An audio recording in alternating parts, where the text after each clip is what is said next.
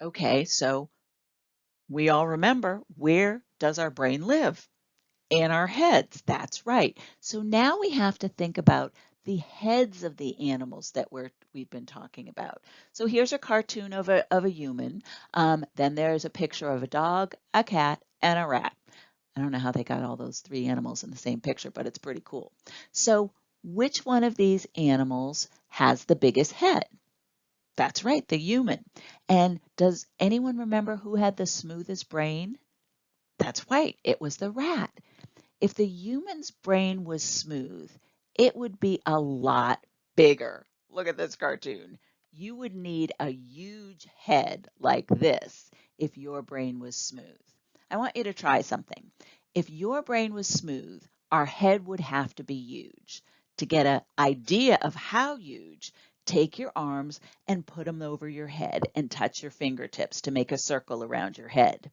If your brain were smooth, that's how big your head would have to be to do all the behaviors that we do. Now, do humans have big heads like this? Nope. Why do you think we don't have huge heads like this? Well, let me ask you this. Would you like to walk around all day on two legs carrying this big head around? I don't think so.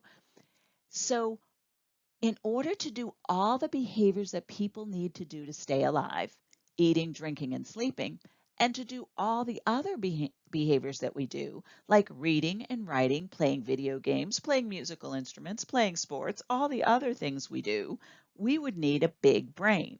But we also need a small head so we can walk around and carry our heads around.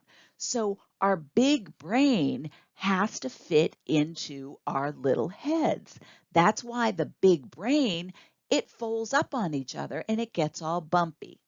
I like to do behaviors. So I think that a big and a bumpy brain is definitely better.